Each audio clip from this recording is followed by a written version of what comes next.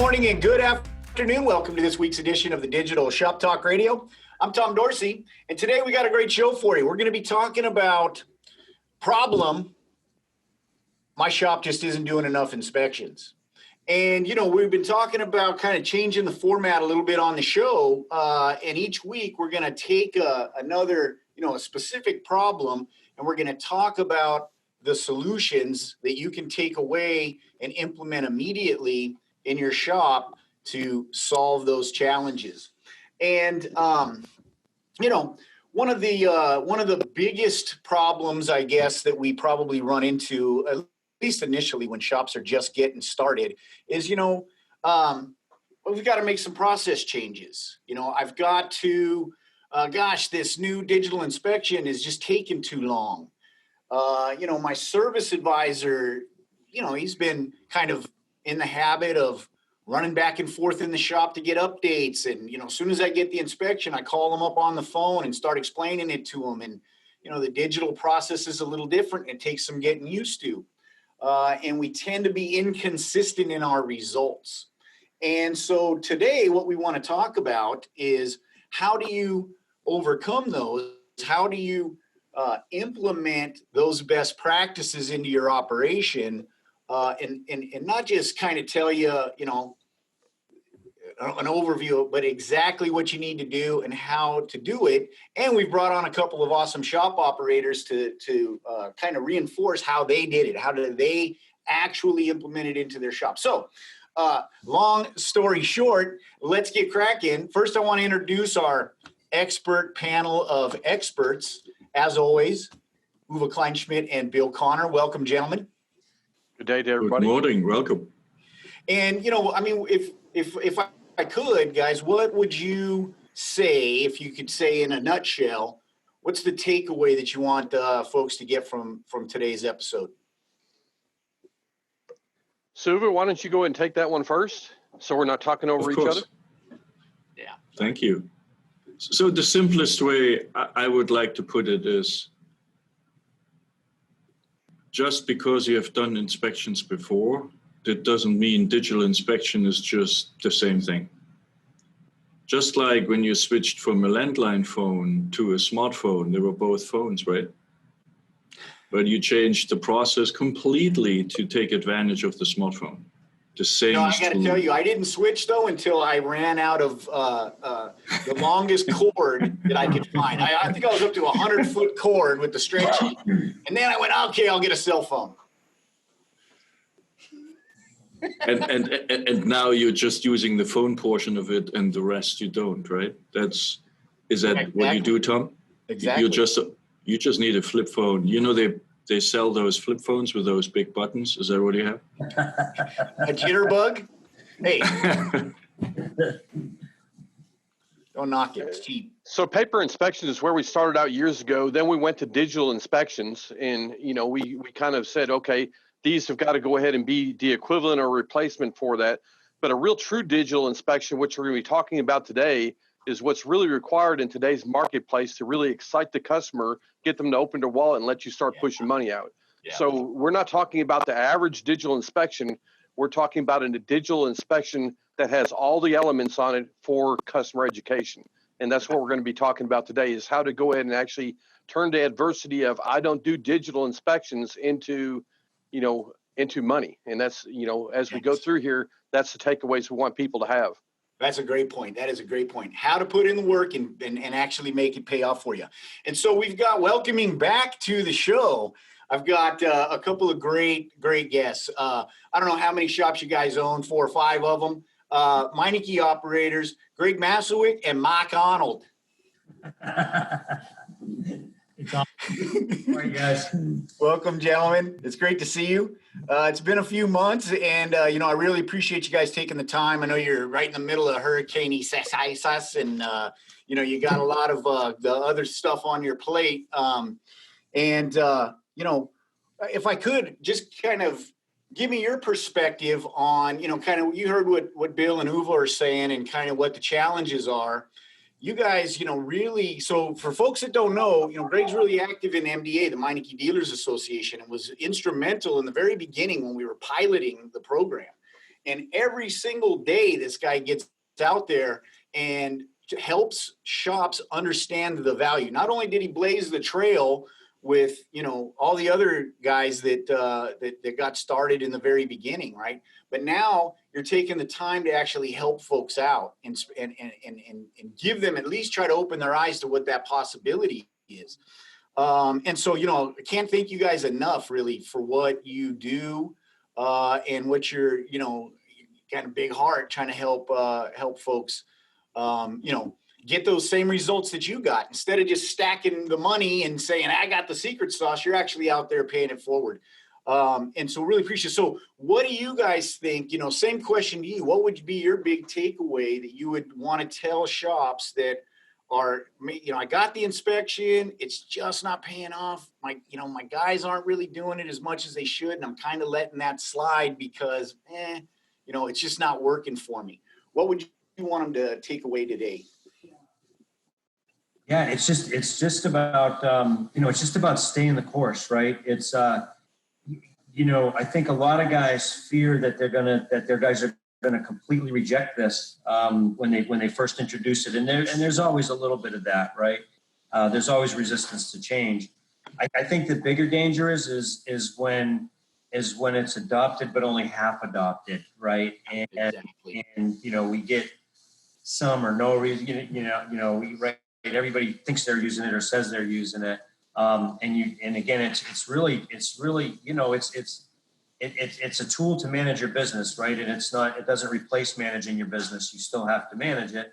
And just staying the course and watching those KPIs and looking at the BCP and just staying with everybody until it becomes muscle memory, right? If you do that consistently enough in the beginning, it gets a lot easier down the road, right? And if that doesn't work, you always got rope, right? You can just tie them down and, oh, wait, maybe you did that. And we'll talk about that a little bit because, you know, Greg did some, you know, and I wish we could have got Paulie on too, but you know, Greg, you know, he's an outside of the box thinker. I'll just leave it at that. But let's just jump right in. You know, kind of the first thing I want to get started on is probably the thing that we hear the most. And you guys, you know, I'd love to get your perspective on that when you're talking to folks. You know, about why they're struggling or why they're not, you know, they're not going to continue or not even try, right? And that's that it takes too long on the tablet, right? I mean, have you ever heard that before? Anybody? Oh yeah. We would argue it takes the right amount of time, right? Because it takes the right amount of time. That's great. And I'll never forget, I was at the Meineke conference one year and I was doing a breakout with Honey and you know, I'm not going to say the guy's name. He stands up and he just starts calling us out. Oh, it takes my guys way too long. They won't do it. This is ridiculous, basically. And before I can get a word out of my mouth, Kevin Ledger gets up and he says, hey, if it's taking them too long, then they were never doing inspections the right way to begin with. Right. Yeah, exactly. Yeah. That's it. Exactly. Yeah. It's it's, you know, you can't properly inspect and shake down a car in 6 minutes, right? It's just, it's not possible, right? That's how you get those growing brakes. They fix themselves. Uh-oh. The hurricane. Hurricane hit. Hurricane Isisas came and got him. But we'll get him right back on. No worries about it. And actually, you know, Uwe, if you want to kind of start us off and kind of set up the, you know, the problem and solution discussion that we're going to be having around this just takes too long and I can't get my guys to do it. Right. So Justin, if you want to maybe bring up that infographic while we're waiting on Greg and Mark to get back.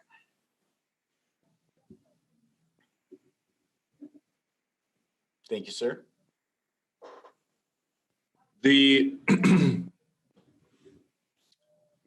So we're sitting here and laughing, right? And say, yeah, then it wasn't the right time initially. I really think we have to go to the level of detail and say, how can we help shops who really go through this right now and have the challenge that on the one end, as an owner, you want the tech to do the inspection as fast as possible because that has been the mindset for years. And on the other hand, it should pay off. right? So we really have to go in helping shop owners. What are the steps to help themselves and the tech to get the right results? Because just making it take longer, we can check that box. We just make the inspection time longer. That's not going to automatically turn into results, right? And so we have been doing this now for so long that we really think what is possible to do is setting up the inspection in a way that the tech only needs to tap a condition and take a picture if required. That's it. Everything else should be set up, thought out before, configured, and everything goes really down a consistent path. So like Marc and Greg said, it's muscle memory.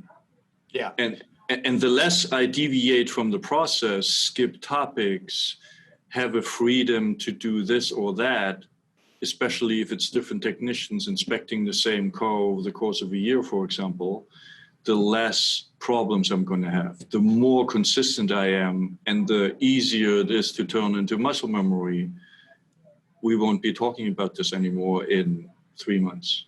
It's just part of, I don't know, how to eat with fork and knife and how to tie your shoelaces if you still have shoes with laces, and it just, do it. And so I really want to recommend and highly encourage to build an inspection sheet, spend the time in setting it up so that everything is configured, from the number of conditions which are possible per topic to the recommended canned jobs which are going to show up on the work order for each condition, with the notes the motorist is going to see, right? That you don't want technicians to spend time writing out what later a service advisor either reword because it's tech lingo or just passes it on to the motorist. Just go into the inspection sheet, for each condition define what does the first picture has to look like, what's the caption of that picture, what's the note, and then let the technician take exactly that picture for this condition. And you can configure that throughout the whole inspection sheet. So in the end, the technician goes in, taps the condition, takes a picture, everything else is auto-populated and goes directly to the motorist. Nobody needs to approve it. It has been approved the moment when the inspection sheet has been set up. So Bill, to Uwe's point, we're talking about, hey, I don't do enough inspections because it's too much work. And how do you tell somebody that the solution to it's too much work is to do more work, right? Is to get that, following Uwe's lead there, is to say, I'm going to go in and I'm going to define now notes and specific topics. And I'm going to put in some mandatory topics, and I'm going to have to go in and put in some maybe comparison images and things like that. Sounds like a lot of work. How do I tell somebody who's already thinks it's too much work, they got to put in more work? What's that payoff? Why would I do that?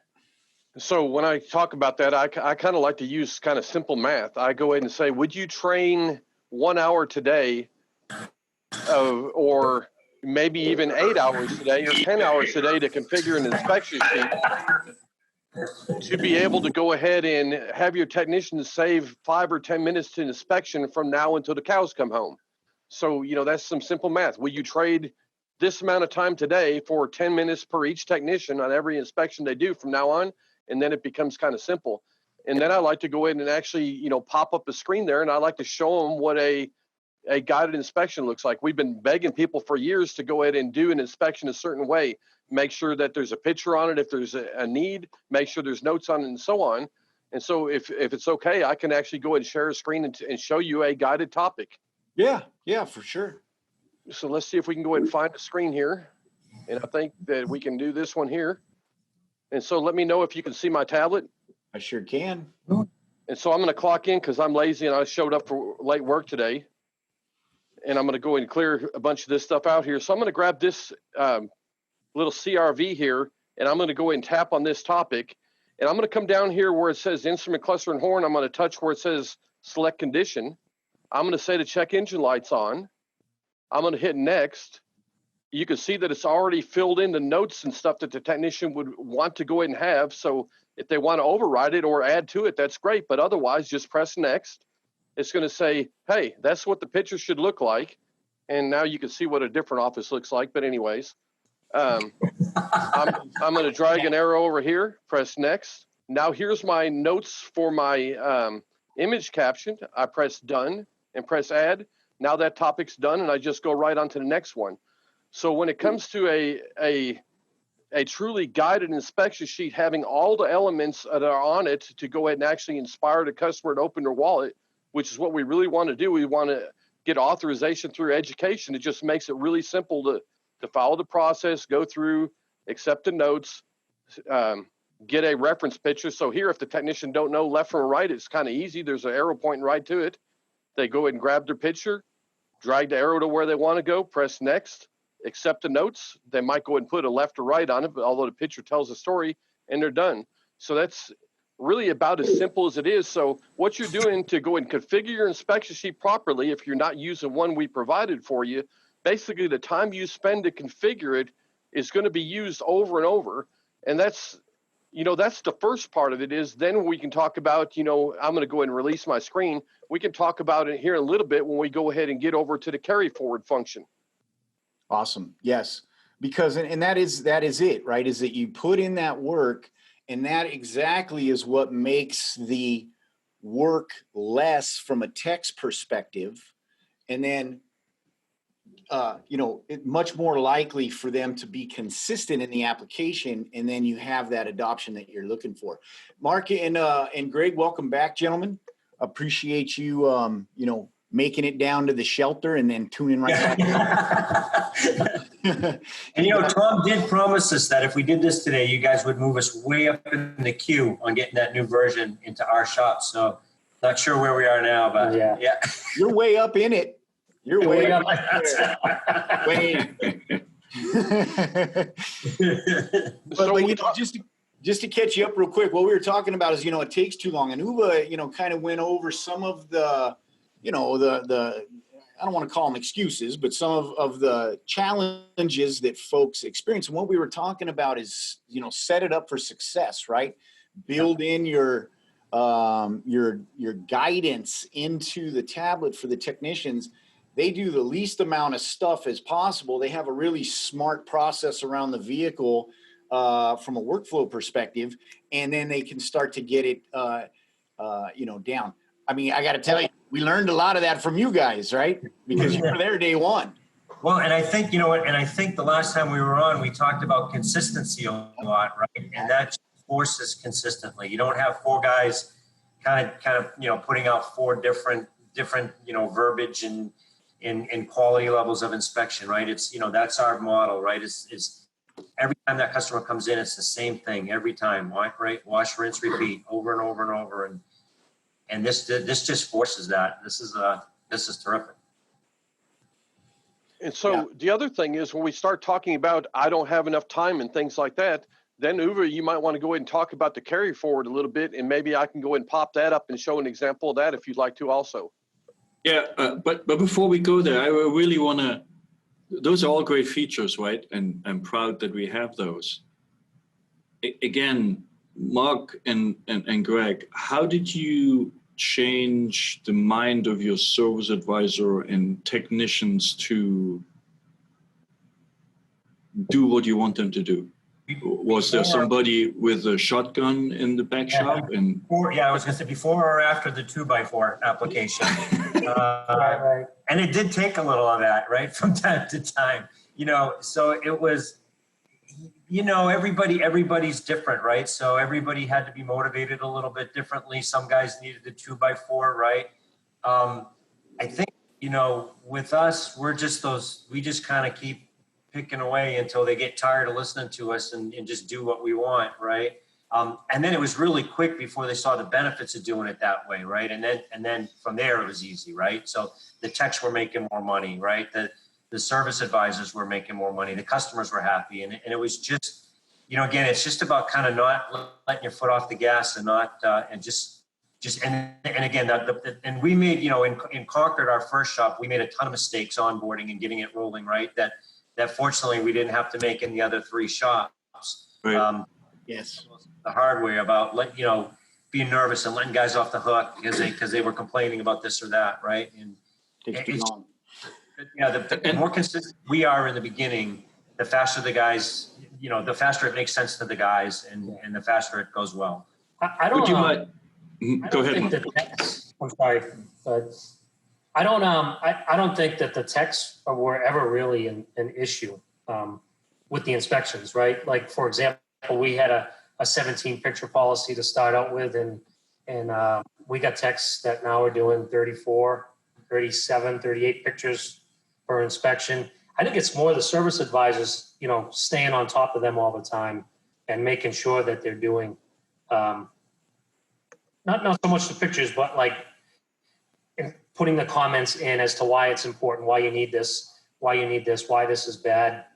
I don't think that the service advisors, I think they feel it's more of a challenge than the techs. I don't think. Yeah, I think that generally tends to be the case. Yeah. Yeah, and you really hit the nail on the head there, Mark, is because you had a policy and a procedure in place for the techs to follow. They knew what the expectations were, right? And then I can do it. So if I'm getting inconsistent inspections and you just leave it up to me and I do whatever I think I see. In other words, I'm eyeballing it. I'm just doing it. Digital eyeballing, right? Really is what it is. And then instead now you're saying, no, you got to give me the 17 or you got to give me the 20. Well, now I know what I need to do and I deliver it. Right. And so it's cool that you set that picture policy. What other kind of guidance did you give to those guys early that you know, I mean, it is that habit to Greg's point. It's the muscle memory's already been established for you guys. Yeah. Yeah. It was that in the tech effectiveness report, right? So again, looking at, you know, we always cabin filters, right? Looking at, okay, I've got 4 techs, you know, they all had 25 or 30 cars this week, and one of them recommended 1 cabin filter and everybody else recommended 15, right? So it was pretty easy to zero in on that guy and identify what he was missing, right? And they can't hide from it, right? They can't pretend that, no, I do check them, mine are just all clean, right? Well, we demand. They live on the clean side of town. Uh-oh, even the shelter doesn't have good internet. Well, then maybe they'll unstick. But while we're waiting on them, let's go ahead and because, you know, I really wanted to, you know, it was a great kind of segue into what Mark was talking about. And that's how, you know, really it takes the two, right? It's the technician can do his part, but the service advisor needs to do his part. You know, really be able to hold each other accountable and make sure that everything's complete. So really, as the captain of the ship, what they did is they actually started out good. They shared their vision of where they wanted to go with their staff and said that we've got no place other to go than here. We are going to go ahead and do this. Then they went ahead and said, we're going to go ahead and make sure that everybody comes along on the journey by going ahead and measuring. And then, you know, using the business control panel and some other tools, they shared the vision, told them what good looks like. And then along the journey, they kept showing them with some quick wins that they were actually going on the right path. So, Bill, how do you do that? I mean, let's get really down into the details. Is that a service advisor every morning briefing their techs? Is that a shop meeting once a week where inspection results are being audited and then we go around the team and use examples and let the team look at them? Are the KPIs shared? And I mean, there's so many different things, and I'm really looking for little nuggets, you know, our audience can take away and say, I'm going to implement that today. So I actually believe in sharing all the data with the staff. So, you know, if you hiding stuff from them, it's not doing any good. And so I like to go ahead and have a weekly meeting to go ahead and maybe do an inspection result audit to look and make sure the quality's there. But more importantly, when you go ahead and define the things that you're going to work with on them, I really like that 5-minute walkthrough. If you decide with your staff you want to go ahead and look at the inspection results to make sure you're doing inspections, maybe the average number of recommendations, and maybe that they're sent, you know, maybe just 3 things to go ahead and key on, and then review every morning. Hey, yesterday, this is what we did. Congratulations. And, you know, we still got to get this other number up. Let's work on it. And then when it gets solid on that, just move on to something else. But everybody in the shop should always be working on something. So you can have goals for the whole entire shop. Just kind of keep them simple. You know, whatever's going to give you your most bang for your buck, go ahead and focus on that first. Get the low-hanging fruit knocked out of the way, build your foundation, do inspections, make sure you got recommended actions. You know, without that, you know, if the technician doesn't recommend anything, you know, what good does it do? Make sure they're edited and sent. You know, focus on a few things and move forward. But I actually like a combination of weekly meetings, you know, where you go and do an inspection audit and randomly pull up just a couple inspection results and have your technicians and your service writers together, you know, ask them, hey, tell me what we could have done better here. And you should expect them to say, I think that maybe we could have took a better picture of that, maybe put an arrow over here. Let them suggest to you what they could have done better as a group. And that's a really effective way to conduct a group meeting. And then, you know, kind of continue on from there. But, you know, don't go ahead and just give them a random, hey, we need to do better inspections. Pick out a few things to go ahead and work on them, 2 or 3 things to focus on. Meet with them 5 minutes every morning. If you're an admiral or your fleet like you guys are, you got multiple shops, then what you do is you dictate to your manager of that store, these are 3 things I want you to focus on. I want you to go ahead and review these with your staff every morning. It takes about 5 minutes to prepare and conduct that meeting. Tell them where they're at from the prior day, congratulate them on what they did good, and ask them what you can help on the things they didn't. And it just works. And so I'm looking for rapid continuous growth. I'm not looking at going ahead and taking onboarding of a shop or training of the staff and stretching it out 3 years. I want, you know, 3 or 4 months, maybe, you know, 75 days and done and move on to something else. Yeah, and that's really, I mean, that's where those quick wins become so important, right? And for folks that, you know, it doesn't matter if you're new to digital inspections or you've been doing it forever, there's a lot of stuff in this, you know, in this kind of, and, you know, we don't want it to seem like it's basics, right? There's some best practices that, hey, we might not even have realized our best practices when you were first going through training, right? Because as, you know, we learn and we share these solutions. And so that's good that you talked about quick wins, because we want to have them wins early and often. And so in the past, we actually had a webinar that actually told you, you know, hey, go ahead and take this exact picture on a break topic. Go ahead and mark it up a certain way and so on. So we did that in the past, and we said, hey, identify 1 or 2 topics to focus on, exactly how it's supposed to look, estimate it, send it to the customer, and let them approve it. Now what we said is that works so well, why in the hell don't we go ahead and build the quick win information right into the guided inspection sheet? And now instead of only having 1 or 2 topics defined, every damn topic on the inspection sheet is defined with the reference image, the proper notes, proper caption. So the quick win is really the whole inspection sheet now instead of just that 1 or 2 topics. Yeah. That is a great point, buddy.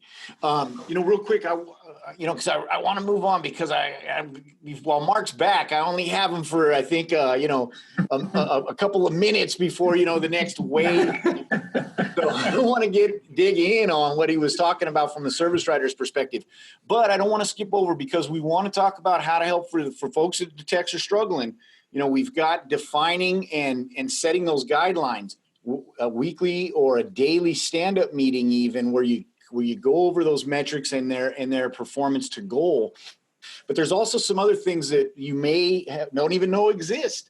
And, you know, I want to talk about that. So Bill, if you can show us a little bit about the carry forward and talk to us also about speech to text, because these are 2 tools that if you got guys that are thinking that it takes too long, when you get this carry forward tool and they start to become more, you know, build that muscle memory around speech to text, it really cuts down on a lot of their time.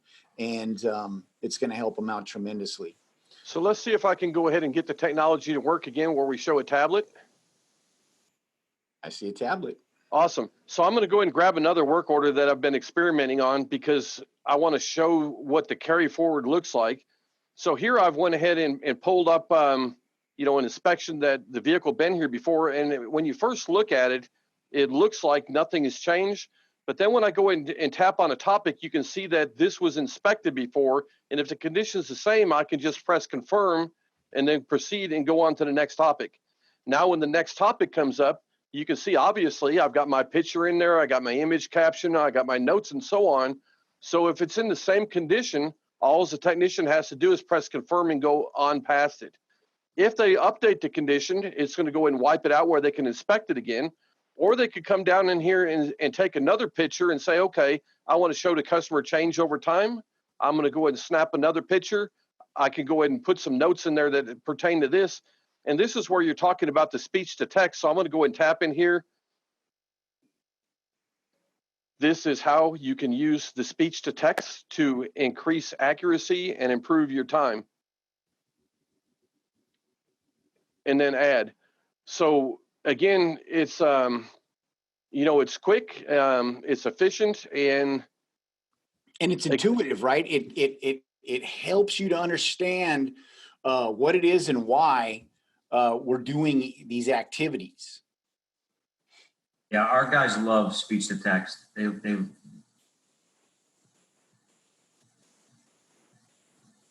So Greg, when you introduced it, was there pushback, speech to text, or? No. That was probably the most rapidly adopted feature of this whole thing was speech to text. They loved it. Awesome. Yeah. And did you, back to when Mark talked about the service advisor changes, correct me if I'm wrong, but your previous process was basically text grabbed the bag and that's the vehicle they were working on, right? And then the service advisor had to figure out which ones are in the work and which ones are not and how long it takes and so on and so forth, right? How did that captain role of the service advisor change with the introduction of workflow and digital inspection? So I think the service advisor's biggest pushback is that when the techs are doing the good inspections, they're actually forced to do more work rather than look at a piece of paper and say, you know what, yeah, let's do the belts and let's do the wheel bearing and forget about all this other stuff. I see. Now they're kind of forced, they have to look at all this because we can see if they are looking at it or not looking at it by just going on the BCP and seeing how their inspection to estimate ratio, how that looks. Yeah, and the image editor, right? Yep. How many images they're actually editing.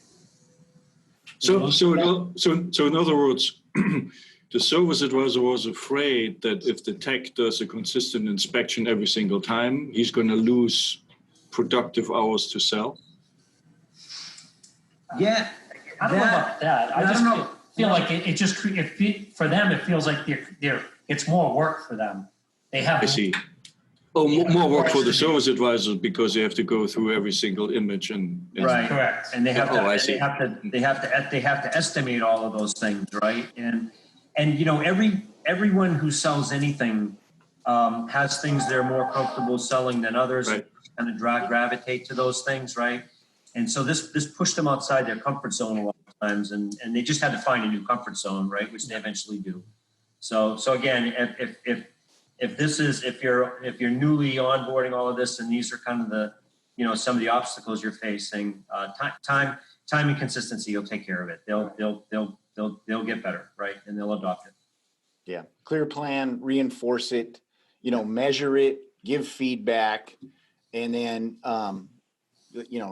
it'll happen, right? Yeah.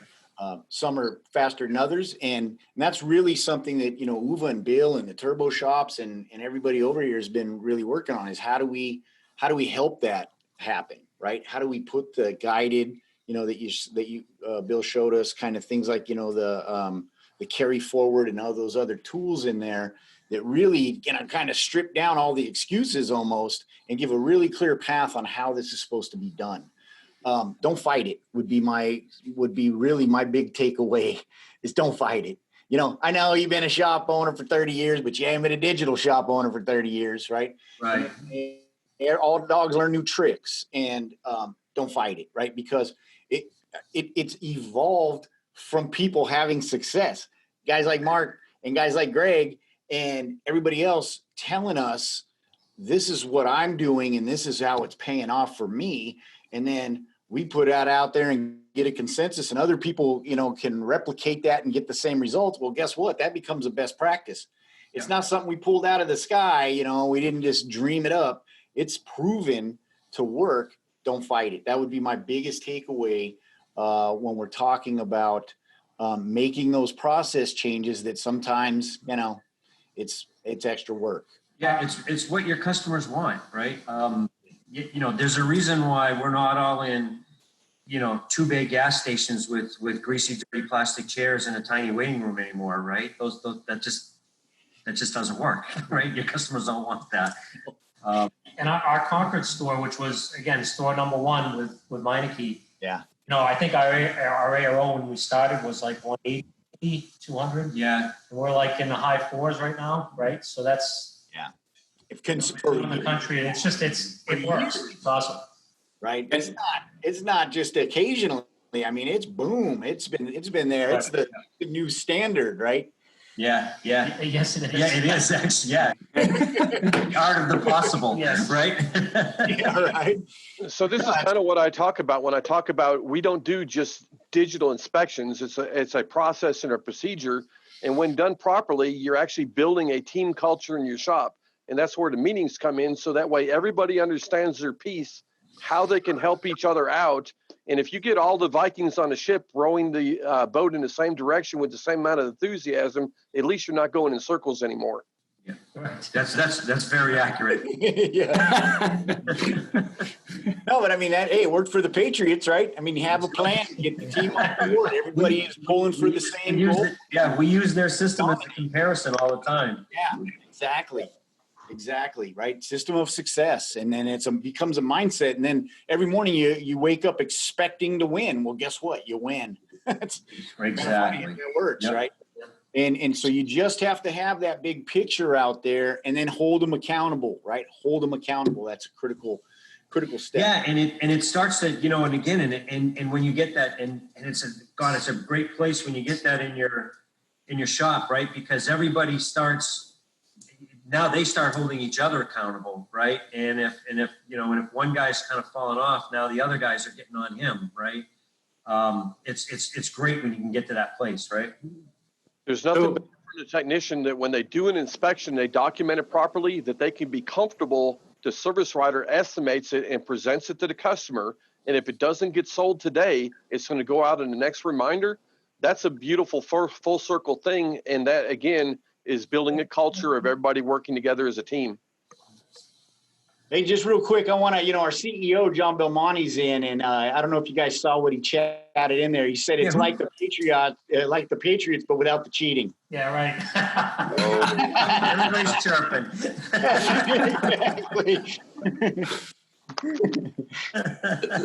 Greg, we have to come to this, high point in the webinar when we want you to share the story, if you're comfortable with it. There's a lot of stories I'm not comfortable sharing. So yeah, I remember you shared that a while ago when you were in the middle of turning 1332 into a success, and how your service advisor became a converted. Are you comfortable sharing? Yeah, and actually we should have had Paul on because he's so when we start, we had a manager who was running a really successful shop. One of the top shops in the country, really just really, really good at what he did. And I came in with this and of course, in the beginning, we were, patient zero, right? So we were developing and the inspection sheet was changing daily, right? And the expectations were changing daily. And he fought us tooth and nail for a year, right? I've got this great thing going. You couldn't get another car through this shop if you tried. You couldn't get another dollar out of this shop if you tried. Why are you messing with my successful method here? Hated it, absolutely hated it. I don't really recall what the actual epiphany was, right? But I think it had something to do with about 600 grand being added to sales a year as a result of this product, and is now our greatest advocate, right? He's actually our general manager now. He goes around to all the other stores, and just if those guys are slacking on auto vitals, he is all over them, right? Because and I think I can't remember the exact day when he came to us and said, I was so wrong. This thing is amazing. I can't imagine a day without it. I apologize for fighting you so hard. so if you're starting out with this, you may have that guy hang in there. He will most likely be your biggest apostle. That's the way it works, right? Is the toughest ones to crack become the biggest kind of advocates because, they were really entrenched in a position, and then to get them to move, it really has to, they really have to be able to see the payoff, right? To get them to change that position. So, stay in the saddle, right? Yeah. And again, if you have a clear goal and a clear path to get there, well, then it becomes really simple to know, right? If you're going this way, just keep doing it. Maybe it'll happen in a week, probably not. Maybe in a year, maybe more. It all depends on your operation and your folks. But if you're going this way, you gotta reach out, right? You gotta talk to your advisor. You gotta get on the Facebook forum. You gotta, like I said, don't fight it, right? I know it might sound, it's funny riding a bike backwards or whatever it might be, but there's a method to the madness, and Greg couldn't have said it any better. My numbers were here. Now they're about double, and they've stayed that way for so long. He forgot what it was like when they were down here. Right? And just look, open your TVP, right, and go to Academy and click on the S6+1 and watch some of those videos, right? We still do that, right? Just because it's just oh geez, yeah, you're right. We were doing that, and now we're not anymore, and let's get back to doing that, right? And sometimes they're just good for a little inspiration. That's right. This is, this. So if you're new and you're struggling, get on and just watch a few of those videos, and it'll all feel like, okay, yes, there is a plan to this, and it does work. And if I just stick with it, we'll get there, right? And I know in our system, in the Meineke system, there are a lot of guys out there that have tablets sitting in their back office just collecting dust. Yeah. You're never going to get it off the ground if you do it that way, right? Yeah. You just gotta put them out there and just make it the culture. This is what we do. Right? They're not going to help you in the back room. Yeah.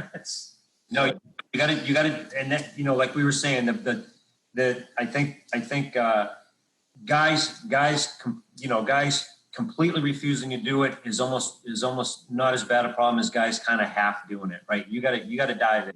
The system change, and you're changing the way you run your shop when you do this. So you just got to commit to it. Yeah. If you let it get done halfway, then all that does is it proves all the excuses. It does take too long because we're doing it halfway, right, and we're not following the best practices. And so it's kind of that self-fulfilling prophecy. Why waste your time, right?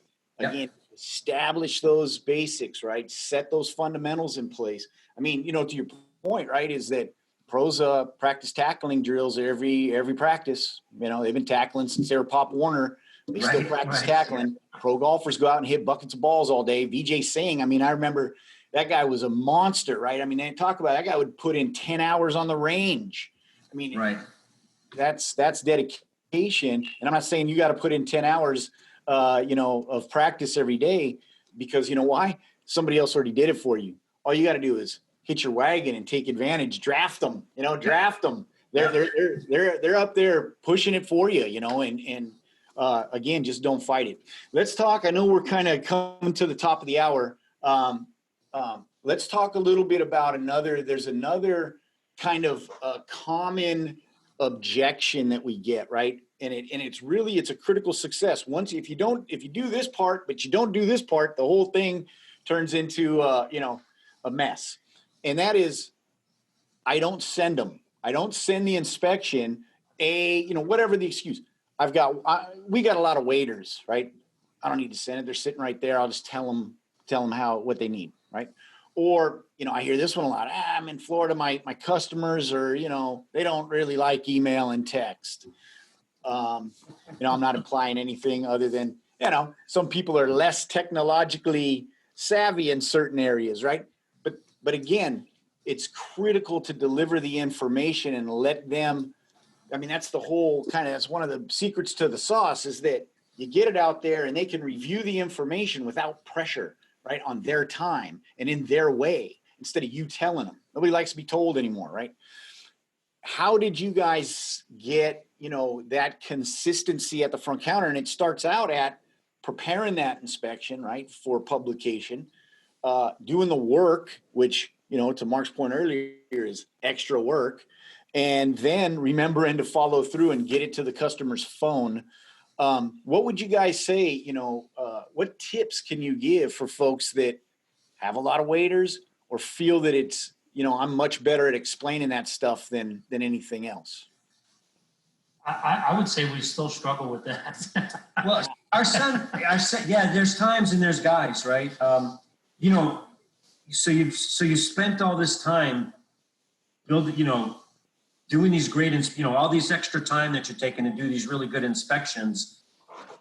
It's just a waste of that time if you don't actually send the inspection out, right? So, it just makes sense. Why would we not send it, right? We've got it set up in our TVP, right? So that when a vehicle hits the waiting for approval workflow step, it automatically sends it out. That covers half of the issue, right? Then it's just about making sure that guys put cars through the right steps in the TVP, but having it go automatically, you're crazy not to send it, right? The waiters, our waiting rooms are full of people staring at their cell phones, looking at the inspection report we just sent them, right? And by the time my guys got it estimated up and goes to talk about it, they've got it. They know, the next question is how much and how long is it going to take, right? So he doesn't have to sell, and that's the biggest piece of this. Is it takes that selling. It changes that selling procedure, right? It's more educating, and they're buying, right? And you're not out there trying to shove stuff down people's throats, right? You're not selling. You'd be amazed at what a shift in dynamic that is in your waiting room. It's so the more waiters, the better. Nothing like a room full of waiters scrolling through their phones and looking at their reports. It's awesome. And so there's another advantage to the waiter going through it on their own device right now, is when they get up in your face, you got less time of them breathing on you. Yeah. So that can become real important. So a lot of shops don't want waiters at all anymore, but let them. Well, we don't want them either. We just get them. Yeah, but like I said, if they breathe on their own time and you've got limited exposure, you got plexiglass and so on, that just reduces risk for one. Yeah. The other thing is that I don't care if the customer is a waiter or not. I'm sending it to them because if they forget what I say and go out and kill somebody, I've got a document with a date and time stamp on saying that they were notified, and that can remove you from the litigation that will result. Period. So I'm just not every time. And I'm just saying, right, I'm just not that organized, right? If I'm having to figure out, sometimes I send it under this condition, or that maybe I don't send it under this condition, and this guy won't. If I have to just kind of do the same thing all the time, right? Just the way I'm wired. So just send it all the time. That's simple. Nail it. Yep. The other thing, if you can verify that their phone receives it, that's great, because if you own that spot on their phone, have them go ahead and add that digital phone number as a contact. I want to own that spot on the phone. I don't care about the upper left corner of the windshield anymore. I want to own their phone. Right. Yeah. Great point. No, exactly. See, there's a million good reasons to send it, and there's zero to not, right? Well, and and that's, you got to look at it again, put yourself in your tech shoes. And if you're struggling to get texts consistently, well, that's one of the reasons. If you ain't sending it out, what am I going to do it for? Or I'm just not getting the payoff. I'm not getting this should have been an easy sell, but you didn't. Yeah. And we've actually had techs, right? We brought in a new service advisor who wasn't drinking the Kool-Aid, right? And Sure. we've had techs getting ticked at those guys, right? I'm doing these great inspections. That guy's not even sending them to people. Yeah. So that gets back to that culture thing we were talking about before. We keep each other honest, right? But Each other honest. That's right. yeah. No, it's critical. And so Mark, how many times, I mean, especially initially, right? Maybe you weren't, a Kool-Aid drinker yet, but how many, basic service tickets did you write up and then hit that send and the waiter's over there and then all of a sudden it's a $750 ticket? Oh yeah. Mm-hmm. Does that ever happen? It could happen daily. It happens a lot. It happens all the time. Daily, right? And that's really the key, is get it to the phone. I was just talking with a guy the other day, said same type of thing. Was they went through and this guy was admitting, I kind of dropped the ball here. I was busy. I didn't really set them up. I sent it late, at pickup. I remembered, oh shoot, boom. Yeah, that's on the phone on the ride home. Hey, about this. right. I get back in tomorrow. Yep. Don't prejudge them. Get it out there early as you can, because there's even shops out there that'll send it on the kind of first draft and then send a second kind of edit as it gets completed, right? And just kind of keep them right away in the loop and engaged with those recommendations and giving them those options. Because if you do that right, matter of fact, you get everything. You're going to get everything. You might not get it all today, but then it's like, hey, my plan is, let's get this done. And then let's come back and let's get, these things. Which ones can I defer, right? And then, then you've got the exit schedule. You just have to remember to confirm it, and they show up. That's the other. Well, and that's a great point, right? Because a lot of service advisors fear is this car is scheduled here for an oil change, and I've kind of in my head allotted a half hour, and now we found 5 hours worth of work the car needs. Oh my God, how am I be able to get all that done, right? And again, if you're doing it like you should be doing it anyway, right? Prioritizing the safety concern with maintenance type things. It's so much nicer when you can schedule that work out, right? Your days are more consistent. You don't have slow days followed by slam days, followed by dead days. You're just constantly feeding that pipeline, right? Because you've got this bulk of work that you can now help a customer do on their time, right? And when it's good for everybody's schedule, and everything just gets better when you can do that, right? I think that service advisors oftentimes think that they need to have that estimate ready before they send the inspection report out, because if the customer calls, they want to be able to give them the estimate right away. Or I think really the better way is you send that out. Once you're done editing it, just send it out. You'll see the customer start to look at it. The phone will ring, they'll call. You won't have an estimate ready, which is great, because you can just say, hey, look, I was getting ready to call you. Give me another 5 or 10 minutes. You hang up with them. You watch the clock start ticking again. They're looking at it some more, right? They're starting to figure it out and look at it. And then when you call them with the estimate, they pretty much know everything at that point. And you're just having a conversation about what's it going to cost and when can you get it done. Yeah. Line question. So I think sending it out, as soon as you edit it, just send the thing out. Take your time writing the estimate. Yeah. That takes the pressure off the service advisor, right? Because they don't have to spend, they're not hurrying up trying to get an estimate ready. They can take their time and do that. And it's better because the more they look at it, the more engaged they are, the more they're gonna buy. Yes, exactly. And again, it might not be today, but they're gonna buy. They're gonna get it done because they understand it. And they came to that. That's the real trick. They came to the conclusion. You didn't twist their arm to make that decision. Right. They came to that conclusion, right? They're in charge of the process and of how they're going to transact with you. And it's like I'm on Amazon, right? I'm in the driver's seat. I figure out what I want to add to cart. You ain't going to tell me, but but I mean, and that's really, if you think about it, those are two very simple things to implement in your shop that are highly repeatable, easy to adopt, and you can measure them, right? I can measure the number of pictures and the number of recommendations that my technicians are putting in there. I can measure, like you said, the sales to estimate rate and the picture edit rate and the scent rate, right? I can measure those and I can tell somebody exactly where they should be. And then it's just the weekly meeting to kind of reinforce it and maybe make some stuff a little public. If you got somebody dragging their feet, it's not a bad idea to nudge them a little bit by saying, well, here's how the guy next to you is doing. Pick it up. And nobody wants to get, called out in that way. And then they're gonna, like you said, teamwork makes the dream work, right? Another great nugget is just stay the course. Right? Just stay the course, because these are two guys that did it, right? And I mean, I gotta tell you, if you're new to the program today, you have no idea what it was like when these guys got started. We didn't know what was up or down. Yeah. Our training was, well, I think the power button's on the side of the tablet. And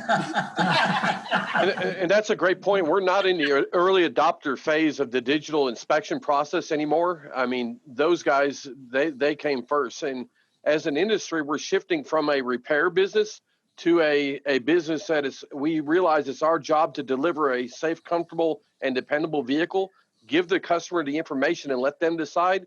As long as we adopt that mindset and we're encouraging them to authorize based on education we provide, not somebody else, you're going to win every time. Yeah. Yes. Amen, brother. Yeah. I would love to, because we have like 4 minutes left and we want to be on time. So Dustin prepared basically the summaries, from Greg and Mark, and we really would like to share them, and so everybody can take away what's important for implementation. And so there are a lot, right? I like there's a million good reasons to send it and 0 to not the most. It's a very simple instruction. Everybody can implement that, right? There's not much thinking to do about that. But Greg and Mark, what do you think are the top 3?